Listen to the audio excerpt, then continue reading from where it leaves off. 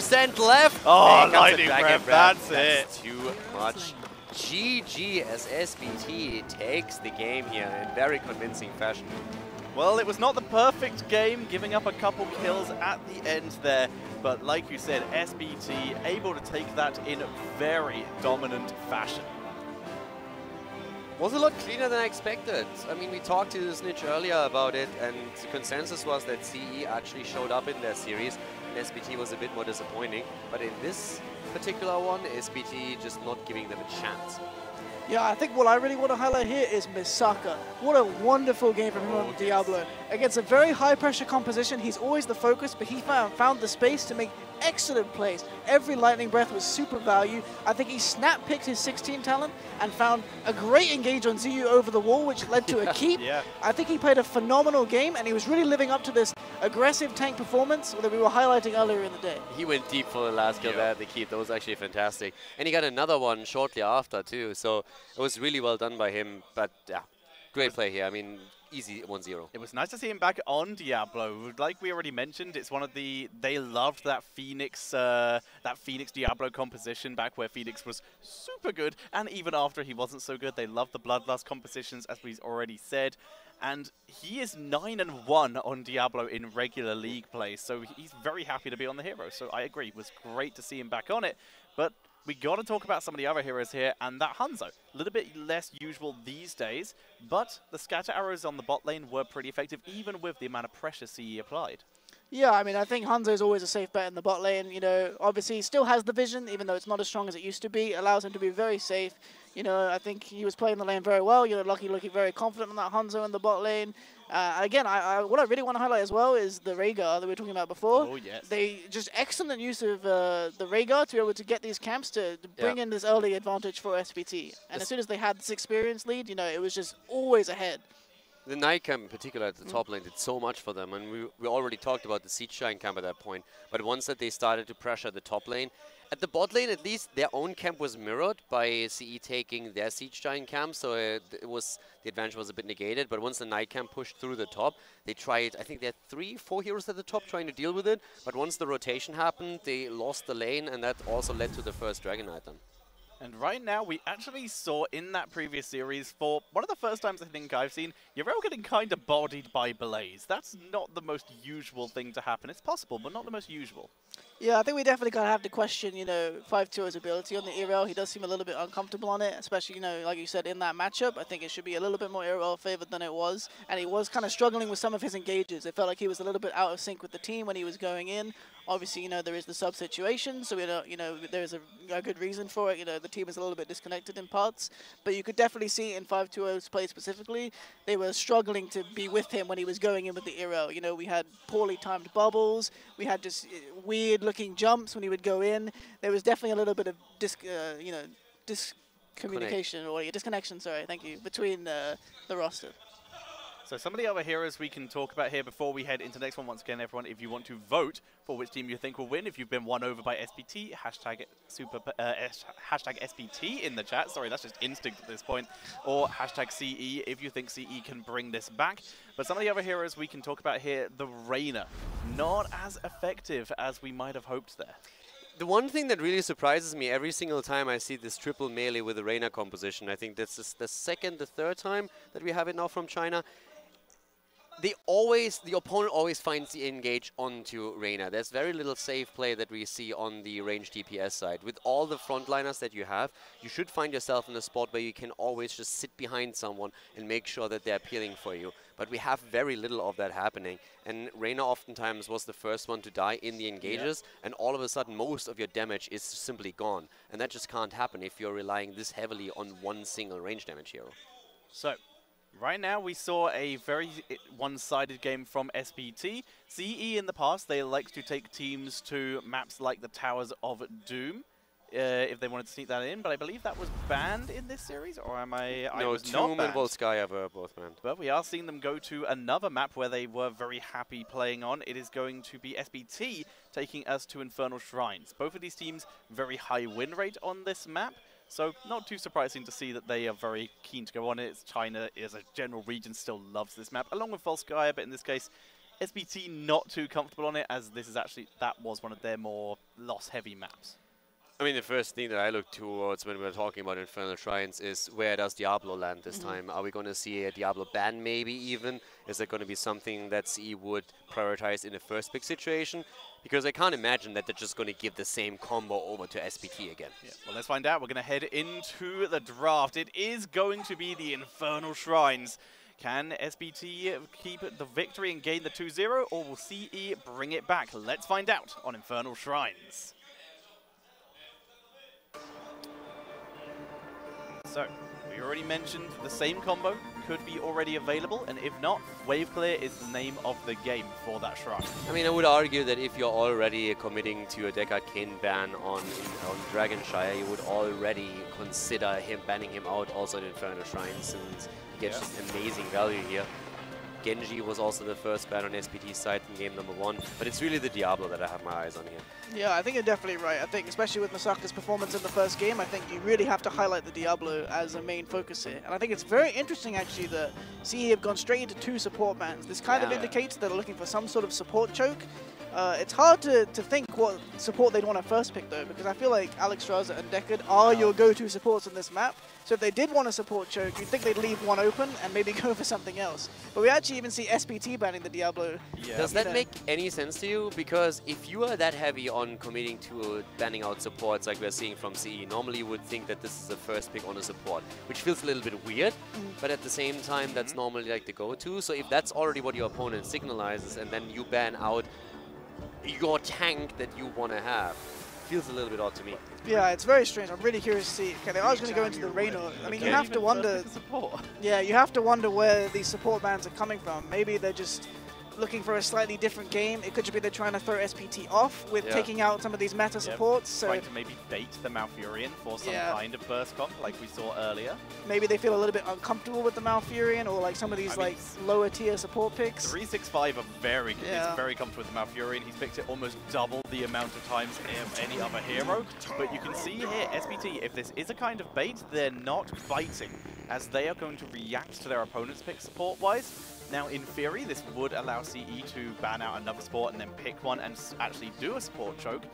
But it is also the option of, once again, you can still see SPT flexing, picking someone with Cleanse if it's a heavy burst comp, for example.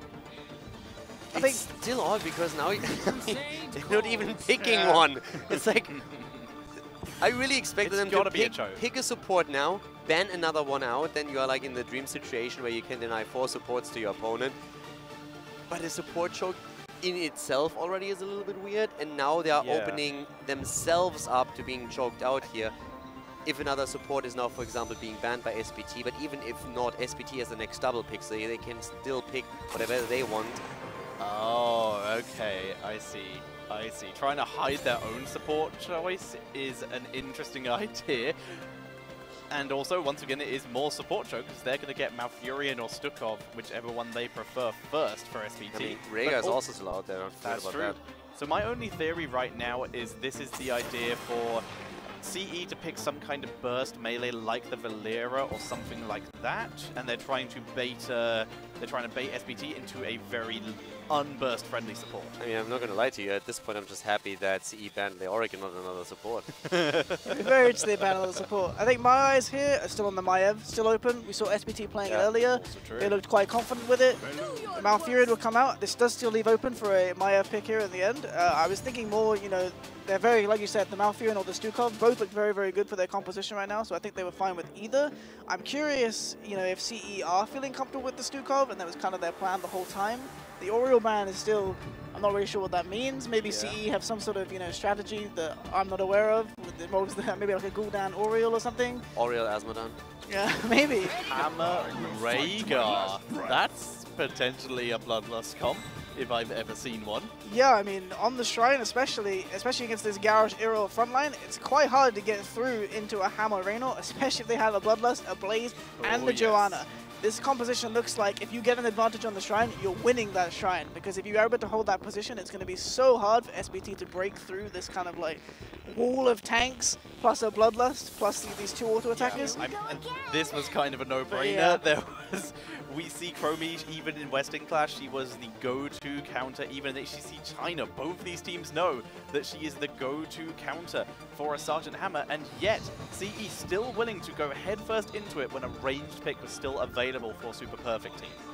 Yeah, I mean, I think you can look at this map as one of Chromie's like weaker maps. Not exactly a map where she's super effective on. You know, obviously she has the Dragon's Breath to try and attempt to get skulls, but you're going to be wanting to save that to combo the Sergeant Hammer.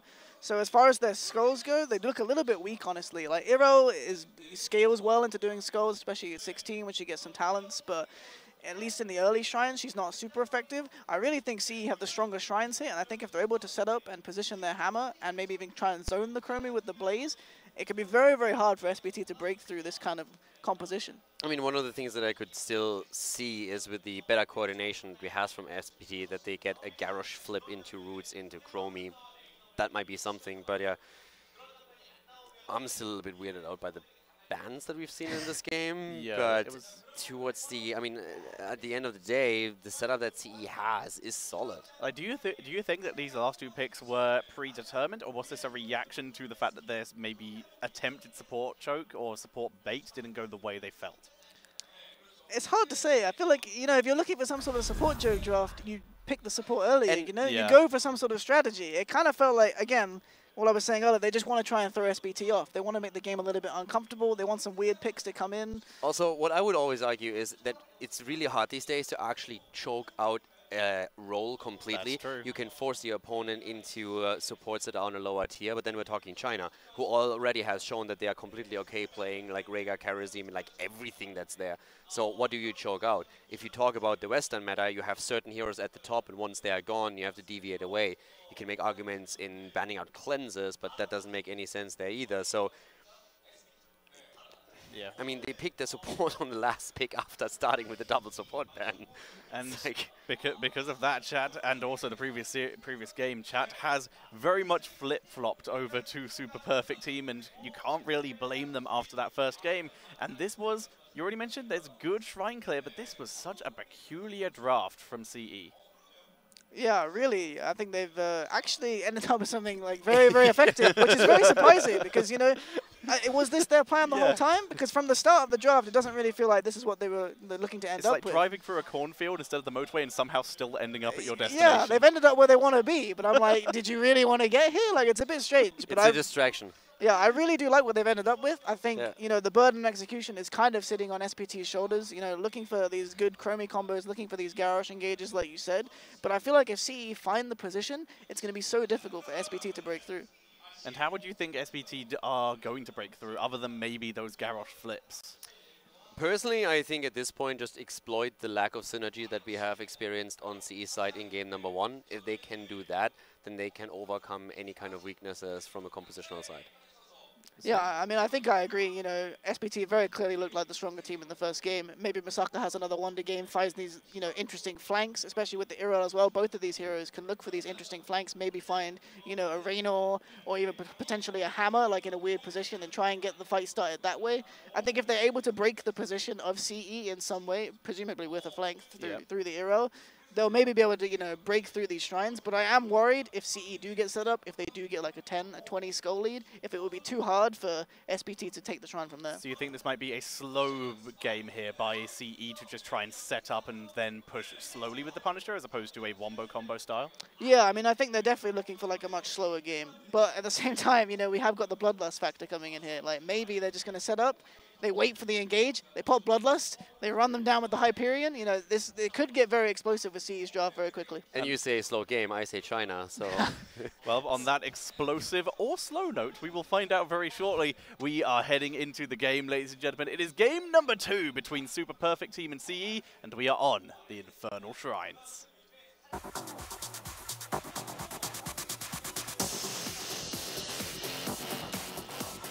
Time to shine as we are going into game number 2. SPT going up against CE again, and we have them starting to the left in blue.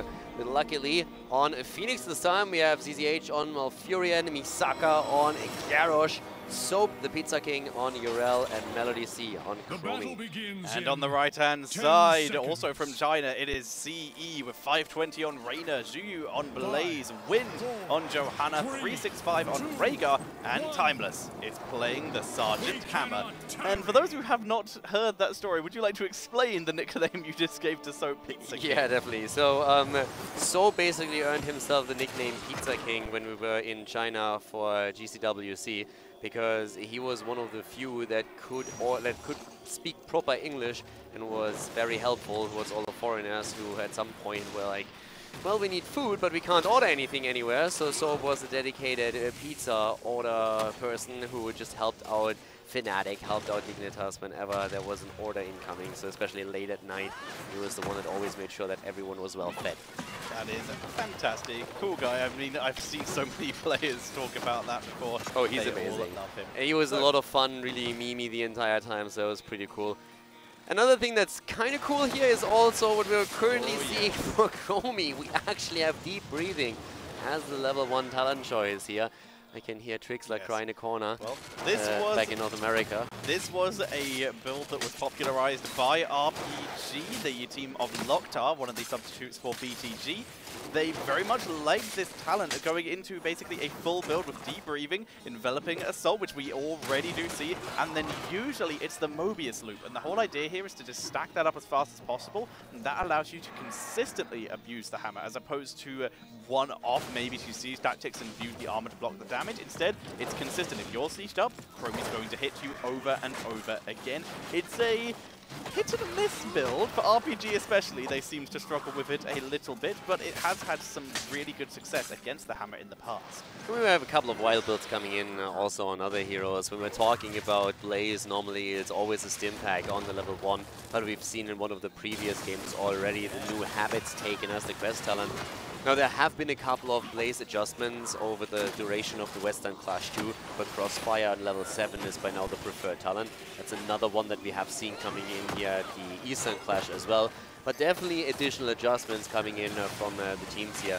Now, even with Feeding the Flame taken on level... with Meltdown taken on level 4 for Blaze. So, completely different build. CE showed that already a bit earlier, but it's definitely not something that we're used to seeing on that level of play. With Meltdown especially, this is a Blaze that wants to be in the front line and get stuck in, as opposed to zoning oil and fuel, for example, with all that crowd, with all that zoning control you can get with that. So a very interesting rotation on the build. We also see, despite a Reina being on the team, it is going to be the Wolf Run coming in from the Rhaegar, so extra map rotational abilities and escape potential.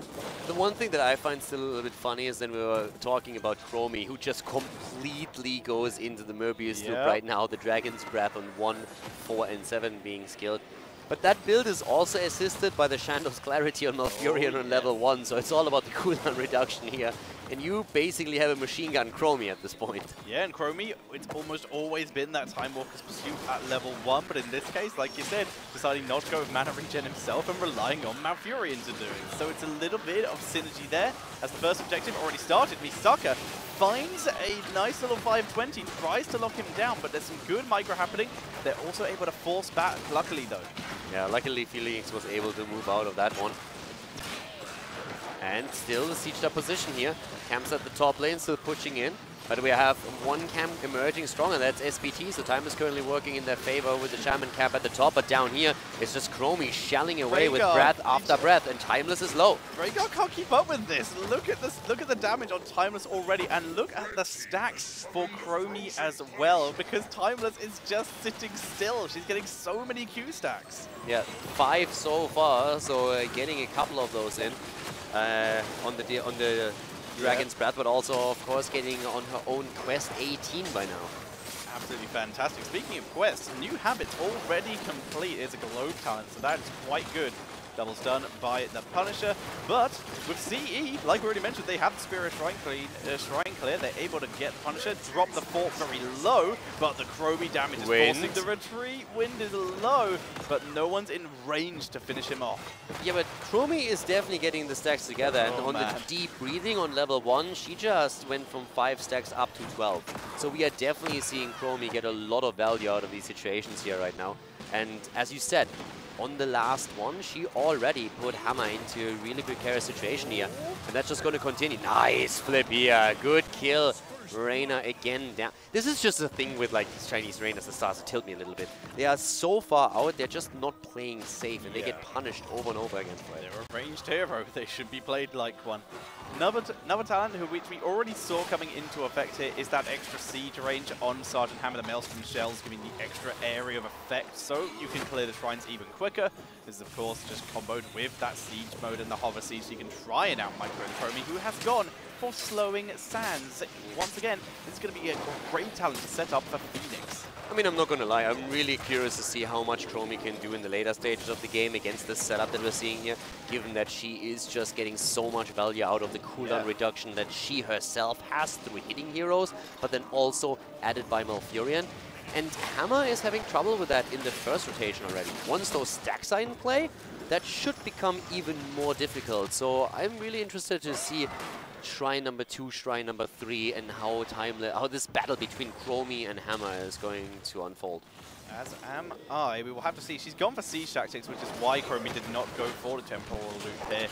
And of course there is already Rhaegar with Cleanse as well. That would be incredibly rough if that was not on the board. But we have been seeing Rhaegar especially has had so many issues keeping up with this damage output of Chromie. And the build he's gone for, you're not going for the mana reduction on the heal at level 4, meaning that you can't go for the cooldown reduction at level 13. Otherwise, Rhaegar's never going to be able to keep up. Instead, you're going to get that like 1 Earth Shield, which will block maybe 1 hit, and then you're going to have huge issues again.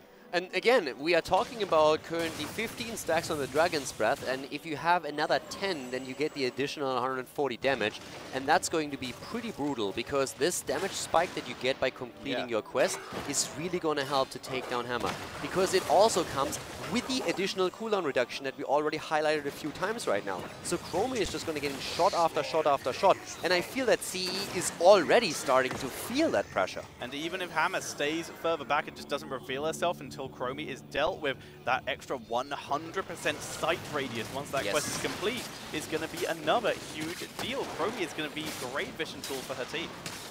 24 stacks, by the way, on the Sand Blast for Chromie, just to keep you guys in the known of that. At level 10 versus 10, as we have the Shrine activating at the top. And this is really the moment where Chromie has the best chances of getting additional stacks together. So it's a question of, can you complete your quest here in the process now?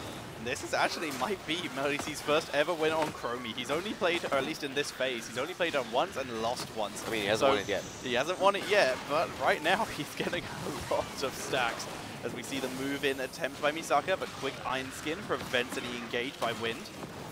Also, Chromie just like Dragon Breathing herself, getting a few more minions in here, and we see that a couple of times now. Yeah. I'm really surprised that we see Melody not trying to get the additional stacks now. We have 16 on the Dragon's Breath, and they're starting to go in a little bit deeper here. Perfect setup also for the Sand Blast, as Soap is jumping in deep. Just out of range of Timeless, but they're finally beginning, once again, they're clearing up the objective much quicker. They're trying to race due to the fact of how much damage. We see the Sacred Ground dropped by Soap here, and he puts pressure onto Zhu. Zhu dives deep onto Melody C, but is completely dodged. Salvo is dropped and denied completely by the bunker. And once again, Dragon's Breath stacks are coming in, so are the Sand Blast. Good damage coming out of Melody C. Shuyu is low, gets the cleanse and moves out. 35 against 34. Reina dead again, and this is only the beginning since Shuyu is still low, but they get that Punisher. They get it, but they lose Blaze. They lose Blaze, and they might lose more as Soap is blocking 365 escape, but Wolf Run gets 365 out. But we saw there, Blaze, he got a dash out. Deep breathing complete, by the way, but we saw Blaze, he got the dash out, and then was immediately body blocked by Hammer. The disadvantage of Hover Siege and Hammer not wanting to unsiege because she was actually dealing damage and securing them that Punisher. But right now we have already Chromie's level 1 quest completed, so we are having, that's a huge deal actually for the next phase. This one, they lost, but barely, and they got the kills in return, so it's not like they lost too much of a position on the map itself. So for the next objective, it's absolutely fantastic what we're seeing for SPT. And when we talk about Sandblast, we're also sitting at 36 stacks right now. Sacred Ground dropped by Soap. He's pulling back as Chromie begins to drop the damage in this choke point. And that forces the retreat from CE, unable to pick up the kill with the Punisher already cleared. It has been 2 Punishers over to CE, but they've been unable to take down any thoughts, with Timeless being forced back due to this Chromie damage. You can see that Chromie damage coming in, a third of 520's health already. I'm actually really surprised how well SPT's draft is currently working out for them here. I mean, we talked with Snitch about it earlier. Once that CE is set up on a shrine, it should be very, very difficult for SPT to crack through that defense, but they're doing an absolute admirable job to do exactly that and secure kills here. So that works extremely well and gives them even the advantage in talents and experience now as they're taking the level 13. To use a castle as an example here, what we're seeing here is not so much running up the walls of a castle and hitting it, but using a trebuchet to just shoot over it and hit the king in the back. It's pretty convenient here, having this Chromie, having this pressure onto all those backline heroes. Even Reyna and Rhaegar, who have actually been grouping up together a fair amount, have been eating so many of these hits, they've been having issues positioning-wise. I mean, SPT right now this is really all about the next objective. I feel this is where this is going to shine, but we already have at the same time here more damage onto 520. Reyna is really suffering from all that Chromie poke that comes out, especially as Garrosh is setting it up with a great taunt here. So Misaka is finding the place again, as he did in game number 1 on his Diablo. Shield finally on the board for Rhaegar. Extra protection, always nice against this, especially when you have armor from Siege Tactics from that Reyna level 4. You have ways to deal with this. I mean, Blaze at this point is also just wild. We're going into level 13 right now, and we have the Suppressive Fire taken. That's fantastic if you can put it onto Chromie, but... You gotta get there. Yeah, exactly. You're gonna get there first. So I'm not quite sure how much Shuyu is actually going to get out of the talent. We're definitely going to monitor that in the next objective, but right now I'm doubting the choice a little bit. Chromie is still just chunking through the heroes. If this was a Dragon's Eye build, then this would be terrifying single target damage, but it's all about that consistency right now, the consistency of the damage over the immediate burst. I'm still like a little bit stunned by the 13. If Blaze can get on Chromie, that's going to be fantastic reducing the damage here, but it's really, as he said, it's a positional question. And is Shuyu able to go that deep without getting punished for it by Phoenix, by Urel, and by Garrosh? That's the big question here. And this is the shrine that we've been waiting for. This is the first shrine after Chromie completed her level 1 quest. And currently she sits also at 45 stacks on her Sandblast. So the damage output from a distance is pretty significant here. And Timeless is going to experience that firsthand. I'm pretty sure about that. We're talking about ability power increases with those shifting sands coming in for Chromie.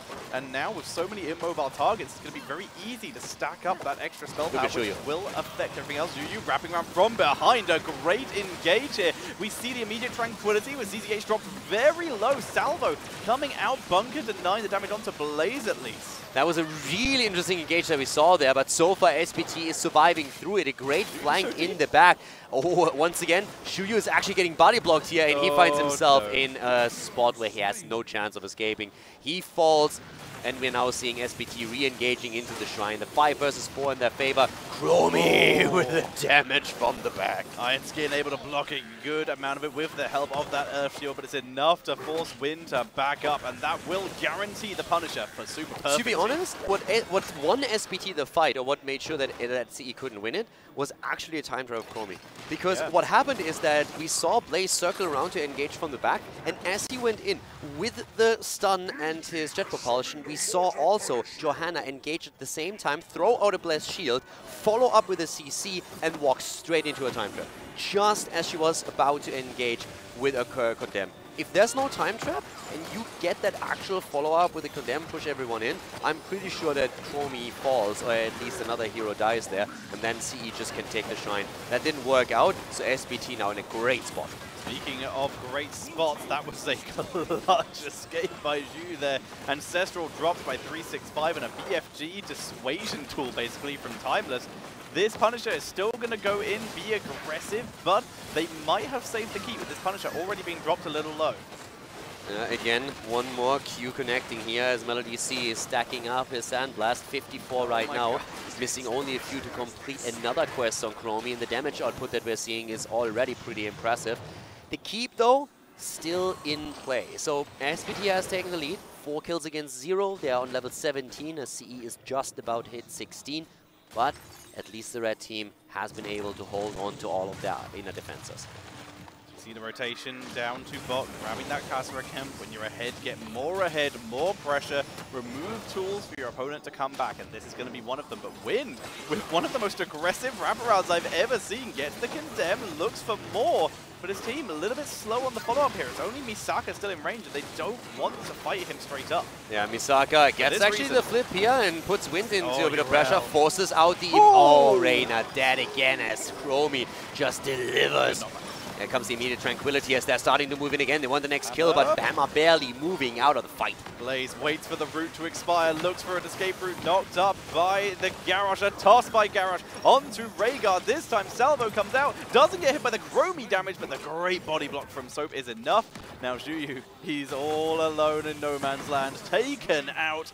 And Johanna and Hammer, the only ones to survive. Easiest triple kill of their life, dropping Rhaegar and Blaze towards the end of the battle there after the initial kill against Reina. That was great play here. Now you have a 2-level lead with 18 versus 16. Chromie is able to pick up her Storm talent, and they don't even have to wait for the objective. They just go straight into the middle, starting to take this one down. The keep is gonna fall here for sure if they poke away, and then they can just fall back and reap the rewards. Timeless likely misses Rhaegar right now, and there's a huge engage. Chromie with another kill on Raider. Wind is desperately trying to absorb some of the hits for Timeless, but it's not doing anything. It's just Chromie's already stacked. And it was just staggered deaths that we are seeing there, especially the taunt setup that we saw from Misaka was great. Get the talent in, confirm another kill. 65 stacks by now for Chromie. Oh man. And she's just shelling away. They dominate the map. They're so close to level 20 right now. CE is again getting bodied. This is pretty reminiscent in terms of dominance, what we've seen in game number 1. We saw a little bit sign of hope in the early game where they were able to grab Punisher after Punisher, but SPT have shut that down. 8 kills to 0. And right now, CE, this might be their last chance, but they're going to be pushing into level 20s. It's an unorthodox style that we see with the Chromie setup here, but it has really worked out against the Sama composition of CE up to this point. And now level 20s are soon going to be ready for the rest of SPT's lineup too. And once everyone has their Storm talents here, that Shrine is going to activate, and then you should be able to dominate. This is why CE is forcing another fight right now. BFG, the damage does land on Merly C, but he's already escaped over the wall here. Zhu is in danger, drops the bunker very early here, but they've already eaten all the damage. As we see them moving in, Hammer's gone for that extra shield on the siege mode, on those siege tactics, so that she can stay alive. 365 pulling back, but a salvo. 365 heals and stays alive. How much damage? All the damage. I mean, this one was the great escape of Rhaegar here in 2018. And Cecil comes out, Hammer falls, but Phoenix is also dead. They're still fighting underneath that fort. Gonna take that out any second here. Fort is down. I mean, they're getting the kills. Safe play would be to just fall back at the Punisher and go for that. I mean, they're so low, tossing a minion onto Johanna. They're looking for the kill. Rhaegar trying to shield from over the wall with no mana at all. That fight was so long in terms of duration with Rhaegar. Not a very mana-efficient build here, just having to back up. Yeah, and now, of course, the Shrine is easily going to go over to SPT.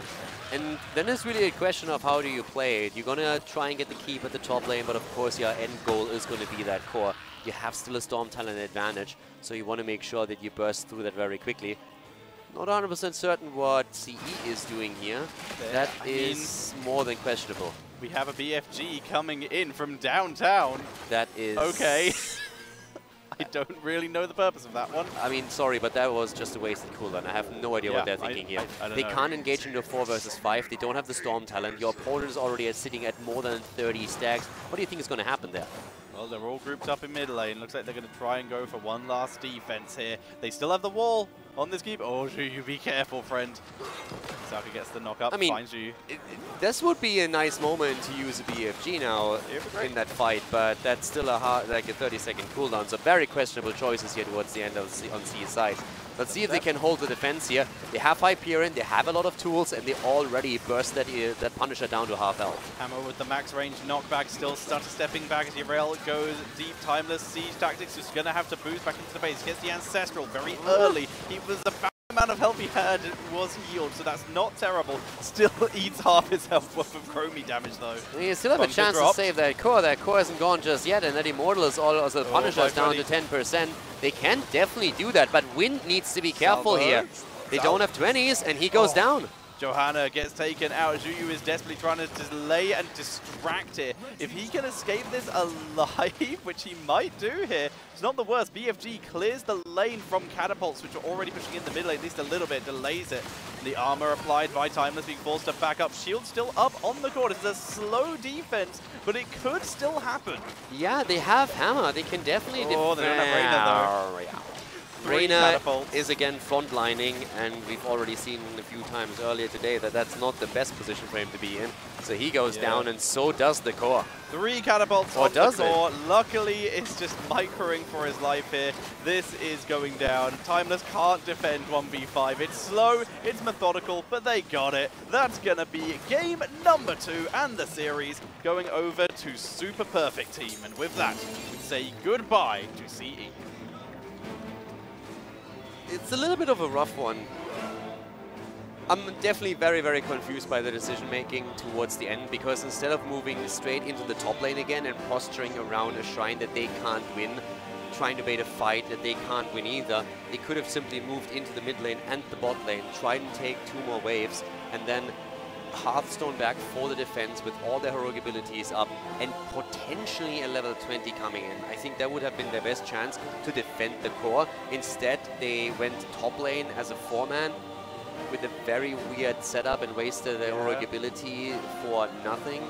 So it was a little bit odd to see that, but would have really have made a difference is the question here, because SPT just played a really great game from start to finish again. Yes, Snitch, once again, another very clean game from Super Perfect Team. Yeah, I think I'd like to highlight some of the great adaptations that Super Perfect Team made. You know, the Chromie W build, the Sacred Gun on Irel. They very, you know, clearly identified the win condition of CE's draft, and I mean, there were some mishaps from CE, some poor positioning, weren't getting the perfect setups for the way their draft wanted to play, but you could tell that SPT were ready to punish those mistakes. They had the tools to be able to force them to make these mistakes, and I really liked some of the movements that they made when they came towards these shrines.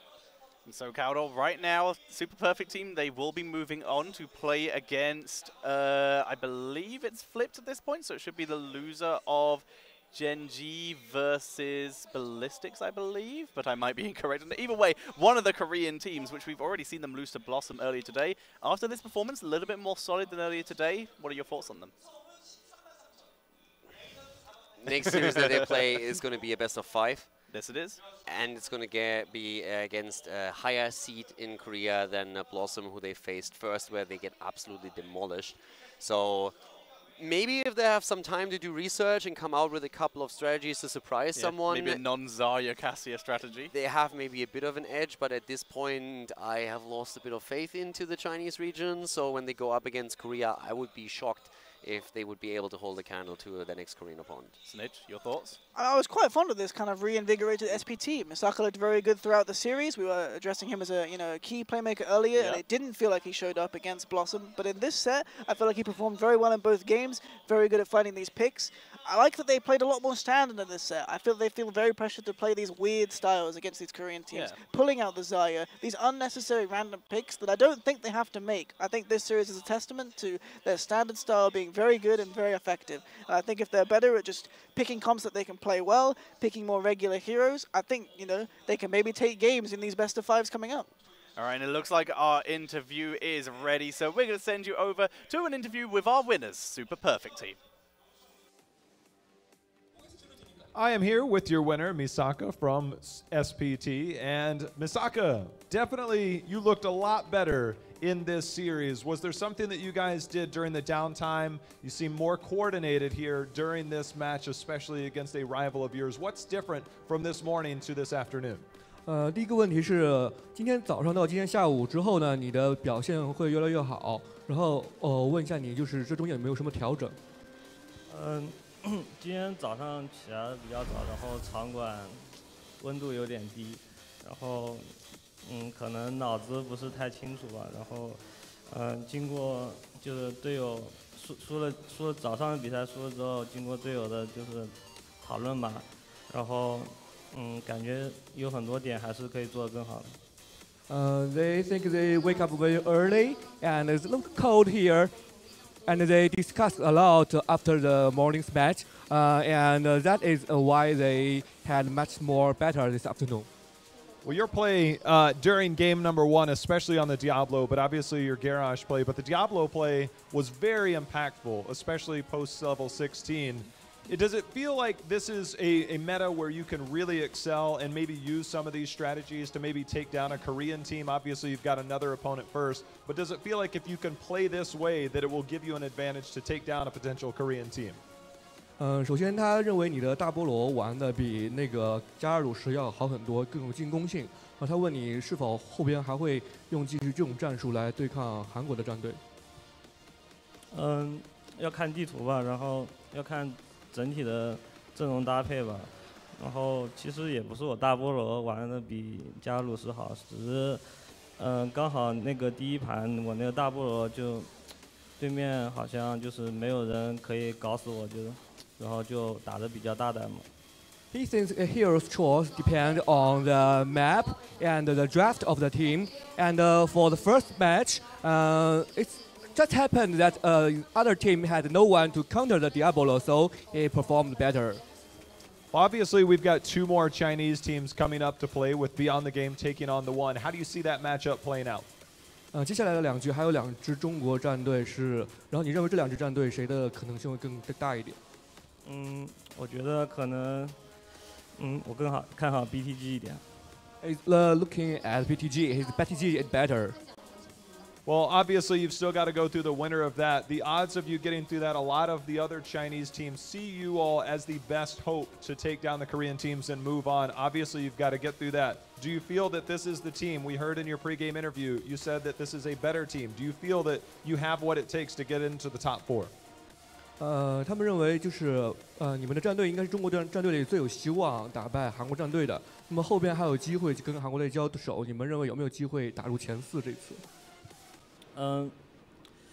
后面的话，我们应该是对阵根基和那个 Britex 的败者吧。然后，感觉他们都挺强的，但是因为这次东决和上一次东决剧本有点相似，所以我不想再继续上一次东决的那个剧本了。因为我们今天早上输给了韩国第4嘛，然后。明天的话，其实我们还是想自我救赎一下的。No matter who he's facing for tomorrow, he's worried about it. However, what happened so far is very similar for the Eastern Clash 1, so he doesn't want to happen again. He's gonna be do his best. Well, congratulations on your victory. We will be seeing you on day number 2, but we are not done with today's action just yet, as we've got one more series to go, as we will have Beyond the Game taking on the One for our final match of day number 1.